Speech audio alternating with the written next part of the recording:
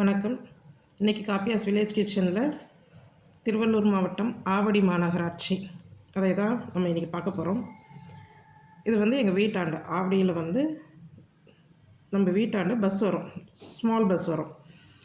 அதில் நம்ம மார்க்கெட்டுக்கு போகிறதுக்கு போயிடலாம். ஒரு 10 நிமிஷத்தில் போயிடலாம். டெய்லி வாக்கிங் போகிறவங்களுக்கு அந்த ஒரு Kamaraj Nagar road long road, ரொம்ப பெரிய ஸ்ட்ரீட் மாதிரி இருக்கும் அந்த காமராஜ் நகர். அதில் வாக்கிங் போகிறவங்க காலையிலே பார்த்தா அவ்வளோ பேர் வாக்கிங் போவாங்க. என்ன இருந்தாலும் நம்ம பிறந்து வளர்ந்த இடம் அப்படின்னும் போது நமக்கு ஒரு தனி சந்தோஷத்தை தான் கொடுக்கும். அதே மாதிரி இது என்னுடைய இடம். இங்கே பாருங்கள், அந்த ஸ்மால் பஸ் போகுது. நாங்கள் பஸ்க்கு வெயிட் பண்ணி பார்த்தோம். அந்த நேரம் பஸ் இல்லை, அதனால் நாங்கள் ஆட்டோ பிடிச்சிட்டோம். இங்கே ஆவடியே ஒரு ஸ்பெஷாலிட்டி அப்படின்னு என்ன சொல்லணுன்னா, அந்த காமராஜ் நகர் ஆவடி மார்க்கெட் இந்த ஏரியாவை தாண்டி ஒரு சென்னை சிட்டி சென்டருக்கோ இல்லை பெரிய ஒரு மால்ஸுக்கோ நகைக்கடை, துணிக்கடை அப்படின்றது சென்னைக்குள்ளே போக வேண்டாம் அப்படின்ற அளவுக்கு எல்லா ஃபெசிலிட்டியுமே இதில் இருக்கும். நீங்கள் அதை பார்த்துக்கிட்டே வருவீங்க. அந்த ஒரு காமராஜ் நகர் ரோட்லேயே அத்தனை மல்டி ஸ்பெஷாலிட்டி ஹாஸ்பிட்டல்ஸ் இருக்கும், ஐ ஹாஸ்பிட்டல்ஸ் இருக்கும், சூப்பர் மார்க்கெட்ஸ் இருக்கும், அத்தனை கன்வென்ஷன் சென்டர்ஸ் இருக்கும். அதற்கு நடுவில் பல ஹோட்டல்ஸு, கையேந்தி பவன், பேக்கரிஸ் எல்லாமே சென்னைக்கே உரிய ஒரு தனி அழகு அப்படின்ற மாதிரி எல்லாமே இருக்கும் அந்த ஒரு ரோட்லேயே பேங்க், இது HDFC பேங்க் அந்த காமராஜ் நகர் ரோட்டில் இருக்குது. இன்னும் எல்லா பேங்க்கும் பக்கத்தில் இருக்கும். நம்ம ஆவடி அந்த காமராஜ் நகர் ரோடு எண்டிங்கை முடிச்சுட்டு அந்த மார்க்கெட்டுக்கு போகிற ரோடை எடுத்துட்டோன்னு சொன்னால் எல்லா bank of India, Indian bank, south Indian bank, எல்லா விதமான கனரா பேங்க் எல்லாமே அங்கேயே இருக்கும். நம்ம ரொம்ப தூரம் போகணுன்றதுக்கெல்லாம் அவசியமே இருக்காது. அடையாறு ஆனந்த பவன்லேருந்து மலபார் டைமண்ட்ஸ் வரைக்கும் எங்களுக்கு நடைதூர பயணத்தில் எல்லாமே இருக்குது. ஒரு அரை மணி நேரம் நடை தான் நமக்கு அங்கே தேவைப்படுது. இது எல்லாமே நம்ம ஷாப்பிங் முடிக்கலாம். பாருங்கள், இது எங்கள் ஏரியாவுடைய அரசினர் பெண்கள் மேல்நிலை பள்ளி. எவ்வளோ பெரிய பள்ளி பாருங்கள். ரொம்ப ஒரு தரமான பள்ளிக்கூடமும் கூட. அதை நாங்கள் படிக்கும் போதெல்லாம் எங்கள் ஏரியாவில் பசங்க அது முனியம்மா காலேஜ் அப்படின்னு சொல்லி கிண்டல் கூட பண்ணுவாங்க. ஆனால் அந்த பெண்கள் அந்த யூனிஃபார்மில் வர ஒரு நீட்னஸ் நான் ப்ரைவேட் ஸ்கூலில் போகிற பசங்கள்கிட்ட கூட பார்த்ததில்லை. அதை நான் அவ்வளோ பார்த்து வியந்து இருக்கிறேன். அதே மாதிரி ஆண்களுக்கான பள்ளிக்கூடம் எங்கள் வீட்டாண்டியே இருக்குது. தனியாக பாய்ஸ் ஸ்கூல். இது ஐ ஹாஸ்பிட்டல், அகர்வால்ஸ் ஹை ஹாஸ்பிட்டல்ஸ் இருக்குது. இந்த மாதிரி எல்லா ஃபெசிலிட்டியுமே நமக்கு அதுக்குள்ளேயே இருக்கிறதுனால எங்கள் ஏரியாவில், அதுவும் அந்த ஆவடி, அந்த காமராஜ் நகர், அதை சுற்றி இருக்கிற காந்தி நகர், அந்த மாதிரி ஏரியாவில் அதிகமாக ஷாப்பிங்க்கு வெளியே போகிறது குறைவாக தான் நாங்கள் பார்த்துருக்குறோம். பாருங்கள், எவ்வளோ பெரிய ஹோட்டல்ஸ் எல்லாமே இருக்குது. பிரியாணி பிரதர்ஸ்லேருந்து, அஞ்சப்பர்லேருந்து எல்லாமே நடக்கிற போகிற தூரம். தேவைன்னா போய் உடனே வாங்கலாம். ரொம்ப டிஸ்டன்ஸ், வீட்டிலேருந்து ரொம்ப தூரம் தள்ளி தான் ஒரு கடைகளுக்கு போகணும் அப்படின்றது சென்னையை பொறுத்த வரைக்கும் நிறையா இருக்காது. ஆனால் இதே சென்னையில் பல ஏரியாக்கள் நான் பார்த்துருக்குறேன்.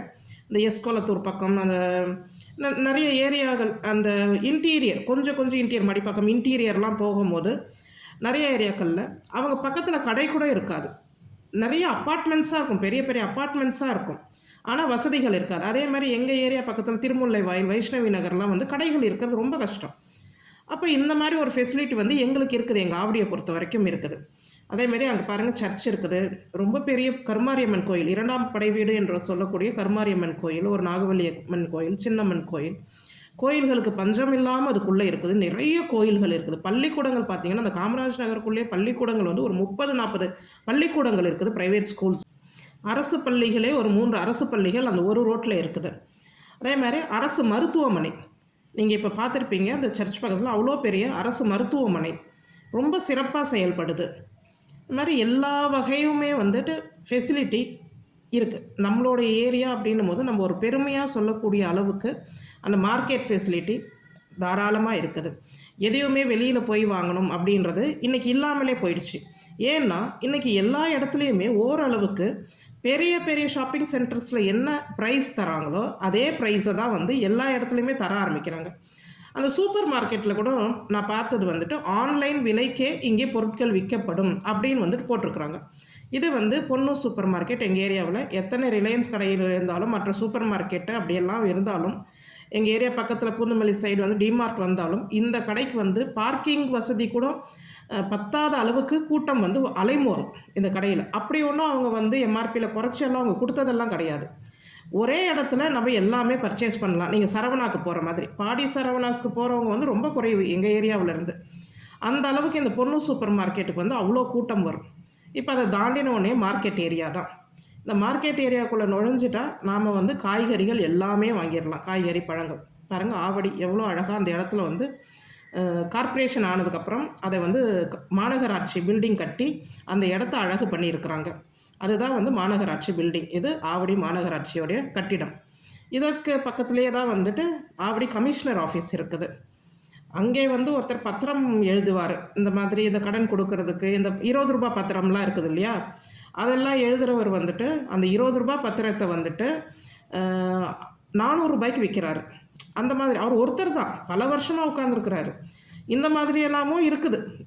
குறைகள் வந்து நம்ம சொல்லக்கூடிய அளவுக்கு குறைகளும் இருக்குது. அதே மாதிரி ஒரு டிக்கெட், ஆன்லைன் டிக்கெட் ரிசர்வ் பண்ண போனால் ஒரு கடையில் வந்து ஒரு டிக்கெட்டுக்கு 50 ரூபா 60 ரூபா கேட்குறாங்க. அதே வந்து ஒரு 2 கடை தள்ளி இன்னொரு கடைக்கு போனால் ஒரு டிக்கெட்டுக்கு வந்து 10 ரூபா தான் கேட்குறாங்க. இவ்வளோ வித்தியாசத்துலேயும் சில பேர் வந்து செய்கிறாங்க. ஆனால் இதையுமே வந்து மக்கள் தெரிஞ்சுக்கிட்டு சில கடைகளையோ சில பேரையோ வந்து அவாய்ட் தான் பண்ணுறாங்க. இப்போ நம்ம மார்க்கெட்டுக்குள்ளே வந்து நுழைஞ்சாச்சு. எல்லா விதமான காய்கறிகள், பழங்கள் எல்லாமே கிடைக்கும். நாங்கள் இப்போ மதுரையில் இருக்கிறதுனால நான் இவ்வளோ தூரம் வெரைட்டிஸ் வந்து கீரை வகைகள்லாம் எனக்கு மதுரையில் வந்து கிடைக்கிறது கிடையாது. அதே மாதிரி காய்கறிகளுமே எல்லா நேரமும் வந்து நமக்கு எல்லா வகையான காய்கறிகள் வந்து அக்கம் பக்கம் கடைகளில் வந்து கிடைக்காது. ஸோ அதற்கான மார்க்கெட்டுக்கு போனால் தான் வந்து அதெல்லாம் சாத்தியம் அப்படின்ற மாதிரி இருக்கும். ஆனால் சென்னையை பொறுத்த வரைக்கும் ஒரு ஏரியாவுக்குமே டெய்லி மார்க்கெட்ஸ், அந்த பஜார் அப்படின்றது ஒரு சிறப்பு தான். நமக்கு எல்லா நாளும் எல்லா பொருளும் ஒரு சீக்கிரமாக போய் வாங்கக்கூடிய இடத்துல வந்து நமக்கு கிடைக்கும். அதுதான் இந்த மெட்ரோ சிட்டிஸோட ஒரு ஸ்பெஷாலிட்டின்னு சொல்லலாம். அது அந்த மாதிரி இருந்து வளர்ந்தவங்களுக்கு, வாழ்ந்தவங்களுக்கு அது வந்து பிடிச்சும் போயிடுது. என்னதான் ஒரு கிளம்ஸியாக இருந்தாலும் அது நமக்கு ஒரு பிடித்த வாழ்க்கையாகவே மாறிடுது. நானும் என் தங்கச்சி பொண்ணும் தான் அன்றைக்கி வந்து மார்க்கெட்டுக்கு போகணும். ஆரம்பத்திலே பார்த்தீங்க இல்லையா, அவள் வந்து என்னுடைய முதல் தங்கச்சி பொண்ணு. இப்போ நான் சென்னைக்கு போகும்போது இந்த மாதிரி மார்க்கெட்டுக்கு கூட வரணுன்னா பிள்ளைகள் வந்து வர்றதுக்கு நிற்பாங்க. ஏன்னா பெரியம்மா வந்து ஏதாவது கூல்ட்ரிங்க்ஸு, ஐஸ்கிரீம் அவங்க கேட்குறத வந்து நம்ம வாங்கி கொடுத்துருவோம் அப்படின்றதுனால. அவளுமே அதே மாதிரி தான் வளர்ந்துருக்கிறாளே தவிர அந்த குழந்தைத்தனம் எல்லா பிள்ளைகள்ட்டுமே இருக்கிறது தான். அன்றைக்கி நாங்கள் போனது பெருசாக பர்ச்சேசிங்கெலாம் ஒன்றுமே கிடையாது. காய்கறியோ பழமோ எதுவுமே வந்து நாங்கள் அதிகமாக வாங்கலை. சும்மா ஒரு 2-3 ஐட்டம் தான் நாங்கள் வாங்கினோம். வாங்கிட்டு நாங்கள் ஒரு கோனை சாப்பிட்டது, ஒரு கரும்பு ஜூஸ் குடித்தது, இதெல்லாம் தான் செய்துட்டு ஒரு விண்டோ ஷாப்பிங் மாதிரி அந்த மார்க்கெட்டுக்கு போய் வர்றதே ஒரு சுகமாக நினைப்பேன் நான். அப்படிக்கு போயிட்டாலே எப்போவுமே அங்கே மார்க்கெட்டுக்கு போய் வர்றதுன்றது ஒரு நடையாக போனால் இன்னுமே நல்லா தான் இருக்கும். மாலை நேரங்களில் தான் அதிகமாக நாங்கள் போகிறது. பகலில் போகிறத விட மாலை நேரத்தில் போகும்போது நமக்கு எல்லாமே அந்த கடைகள் வந்து எல்லாம் திறந்தும் இருக்கும். காய்கறிகள், பழங்கள் எல்லாமே கொஞ்சம் நல்லா கிடைக்கும். அதனால் மாலை நேரத்தில் தான் கூட்டமும் அதிகமாக இருக்கும் பகல் நேரத்தை விட. அன்னைக்கு நாங்கள் போயிருந்தப்போ இந்த முந்திரி வந்து இந்த பன்ருட்டி முந்திரின்னு சொல்லுவாங்க இல்லையா, அவங்க ஒருத்தர் 2 பேர் வந்து அந்த மார்க்கெட்டில் வச்சு விற்றுக்கிட்டு இருந்தாங்க. இப்போ நான் காட்டுற பேக்கெட் வந்துட்டு 1/2 கிலோ பேக்கெட்டு சரியாக வந்துட்டு 510 கிராம் இருந்து நான் வீட்டில் வந்து எடை போட்டு கூட பார்த்துட்டேன். 200 ரூபாய்க்கு தான் கொடுத்தாங்க. அந்த முந்திரி வந்து அவ்வளோ தரமாகவும் இருந்துச்சு. நான் வந்து சூப்பர் மார்க்கெட்டில் இன்றைக்கி நாம் வந்து 1/2 கிலோ முந்திரி 500 ரூபாய்க்கு குறைஞ்சி வாங்க முடியறதில்லை. அந்த மாதிரி 2ஆக உடஞ்சதோ இல்லை முழு முந்திரியும் அது தரமாகவும் இருந்தது. நாங்கள் அதுக்கப்புறமா வந்துட்டு 2 நாள் 3 நாள் போய் கூட பார்த்தோம் அவங்க வருவாங்களா என்னென்னு. அதுக்கப்புறம் அவங்க வரலை. என் தங்கச்சி மாயவரத்தில் அவள் இருக்கிற பஸ் ஸ்டாண்ட் பக்கத்தில் அதே மாதிரி ஒரு பாட்டி வச்சு விற்றுக்கிட்டு இருந்தாங்க. இது நிறையா டிஸ்ட்ரிக்டில் அந்த மாதிரி அந்த பன்ருட்டி முந்திரியை வந்து விற்கிறாங்க கொண்டு வந்து. நல்லா இருக்குது. நாம் அந்த மாதிரி விற்கிறவங்கள்ட்ட கூட நமக்கு ஏரியா பக்கத்தில் கிடச்சிதுன்னா வாங்கலாம் தாராளமாக. அதுக்கப்புறம் என் தங்கை எனக்கு வாங்கிட்டு வந்து கொடுத்தா. அந்த முந்திரியும் அவ்வளோ தரம் தான் இருக்குது. ஸோ இந்த மாதிரி சீப்பாக கிடைக்கிறத வந்து நாம் பயன்படுத்தலாம். எனக்கு இந்த தடவை ஆவடிக்கு போயிருந்தப்போ எல்லாமே விலை வந்து கூடுதலாக இருக்குது அப்படின்றத வந்து நான் உணர்ந்தேன். எல்லாமே கூடுதல், விலை கூடுதல். அதே மாதிரி எங்கே பார் வந்து இந்த நார்த் இண்டியன்ஸ் தான் வந்து கடைகளை வந்து ஆக்கிரமிச்சிருந்தாங்க. இதற்கு ஒரு 2 வருஷத்துக்கு முன்னாடி கூட நாங்கள் இவ்வளோ தூரம் பார்த்ததில்லை. இப்போது காய்கறி கடை முழுசாக வந்து நார்த் இண்டியன்ஸ் தான் வந்துட்டு விற்பனை செய்கிறாங்க. அவங்களது சொந்த கடையானா கிடையாது. தமிழர்கள் அவங்கள வேலைக்கு போட்டுட்டு அவங்க ரொம்ப ஃப்ரீயாக இருக்கிறாங்க. அந்த அளவுக்கு அவங்க வந்து இன்றைக்கி எல்லா இடத்துலையுமே வந்துட்டு ஆக்கிரமிச்சிட்டாங்க. 90% இடத்த நாங்கள் பார்த்தோம். அது எனக்கு ரொம்ப வித்தியாசமாக இருந்தது. ஏன் நாம் வந்து இந்த அளவுக்கு ஒரு உழைப்புக்கு சங்கடப்படுறோமா, உழைப்பின் மேலே அவ்வளோ வெறுப்பு இருக்கா நமக்கு? கடைசியில் நாம் அவர்களை குறை சொல்கிறோம். எனக்கு கூலி பத்தல, அவங்க வந்து வாங்கிட்டு செய்கிறாங்க அப்படின்ற மாதிரி. இந்த அளவுக்கு வடநாட்டவர்கள் அந்த எல்லா இடத்துலையுமே விற்பனை இடத்துல வந்து கால் பதிக்க ஆரம்பிச்சிட்டாங்க. கட்டடம் கட்டுற இடத்துல இருந்து எல்லாமே நான் அதிகமாக பார்த்தேன் இந்த தடவை. ஏன்னா ஒரு 2-3 வருஷத்துக்கு முன்னாடி வரை நான் ஆவடியில் அவ்வளோ தூரம் பார்த்தது இல்லை. இங்கே ஒன்று அங்கே ஒன்று குறைவாக தான் பார்த்தோம். இப்போ வந்து அதை ஒரு 90% பார்த்தபோது ரொம்ப ஆச்சரியமாக இருந்தது. இது ஆவடியோட கமிஷனர் ஆஃபீஸ், அதாவது டெப்டி கமிஷனர், போலீஸ் ஸ்டேஷன் எல்லாமே சேர்ந்தது. மகளிர் காவல் நிலையமும் அங்கேயே இருக்குது. துணி கடையிலேருந்து அதில் இருக்கும் ஒரு 10 நகைக்கடை முதல் கொண்டு இருக்கும். அதில் ஒரு 50 வருஷம் நகைக்கடை எல்லாமே இருக்குது. எங்கள் வீட்டில் எங்கள் அம்மாவுமே அங்கே வெங்கடேஸ்வரான்னு ஒரு ஜுவல்லர் இருக்கும். அதில் தான் வந்து கடந்த 40-45 வருடமாக அந்த கடையில் மட்டுமே எடுப்பாங்க. என்ன தான் வெளியில் போய் ஜிஆர்டியோ ஃபாத்திமாவிலையோ பிரின்ஸில் என்ன எடுத்தாலுமே கடைசியில் நம்ம குடும்பத்துக்கு ஒரு ட்ரெடிஷ்னலாக ஒன்று எடுக்கணும் அப்படின்னு சொன்னால் அங்கே தான் அமையுது. நிறைய பேருக்கு இந்த எக்ஸ்பீரியன்ஸும் இருக்கும். அந்த மாதிரி தான் பாருங்கள், கரும்பு சாறு. இது வந்துட்டு என் தங்கச்சி பொண்ணு இந்த மாதிரி தான் பிள்ளைகளுக்கு வந்து ஒரு கரும்பு சாறோ ஒரு ஐஸ்கிரீமோ அங்கே விற்கிற ஏதோ ஒரு தின்பண்டங்கள் தான் அவங்களுக்கு பிடிக்கும். அந்த விதைகள்லாம் பாருங்கள், அந்த அங்கே பக்கத்துலேயே வச்சு விற்பாங்க. விதை போடுறது, கீரை விதை, காய்கறி விதை எல்லாம், நாட்டு மருந்து கடை இருந்தது, எல்லாமே இருக்குது. இது வந்து அந்த மார்க்கெட்டை ஒட்டியே தான் எங்களுக்கு ரயில்வே ஸ்டேஷன். பஸ் ஸ்டாண்டும் ரயில்வே ஸ்டேஷனும் வந்துட்டு எதிரெதிரே இருக்கும். அதனால் ரொம்ப டிஸ்டன்ஸ் எல்லாம் கிடையாது. இப்போ அந்த ரயில்வே ஸ்டேஷனை தாண்டி நாம் வரும்போது அது ஒரு சின்ன மார்க்கெட் மாதிரி இருக்கும். அந்த ரயில்வே ஸ்டேஷன்லேருந்து பஸ் ஸ்டாண்டுக்கு போகிற நடை தூரம் இது. ஒரு 5-6 நிமிஷத்தில் வந்து நாம் அந்த ரயில்வே ஸ்டேஷன் பிளாட்ஃபார்ம் க்ராஸ் பண்ணி பஸ் ஸ்டாண்டுக்கு வந்துடலாம். இதில் ஒரு சின்ன மார்க்கெட் மாதிரி அங்கே அந்த ரயில்வே ஸ்டேஷன்லேருந்து ட்ரெயின்லேருந்து இறங்கி அந்த பஸ் ஸ்டாண்ட் நோக்கி போகிற மக்களுக்காகவே இந்த கடைகள். நிறைய பேர் அங்கே தான் மாலை நேரத்தில் கீரை, பூ, பழங்கள், மறுநாளுக்கு தேவையான சமையல் பொருள் ட்ரெயின்லேயே நிறையா விற்பாங்க. நம்ம வந்துட்டு லோக்கல் ட்ரெயினில் பார்த்தா காய்கறிகள், கீரை, பூ, பழம் எல்லாமே வந்து ட்ரெயினில் தினம் போகிறவங்க வாங்கிடுவாங்க. அதை தவிர்த்து இங்கேயும் சில கடைகள், இந்த வழியில் போகிறவங்க தினசரி அதை வாங்கிட்டு வீட்டுக்கு போகிறவங்க இருக்கிறாங்க. இப்போ பாருங்கள், இந்த ஒரே ரோடு அப்படியே நம்ம க்ராஸ் பண்ணோன்னா ஆவடி டிப்போ வந்துடும். ரெண்டுமே பக்கம் பக்கம் இருக்கும். அது ஒரு வசதி எங்களுக்கு. இது வந்து ரொம்ப வருஷமாக இருக்கிற பேக்கரி ஆவடியோடைய இடத்துல. அதே மாதிரி ஆவடிக்கு வந்துட்டு ஒரு முத்தாய்ப்பாக இருக்கிறது அந்த ஐஆர் பவன்.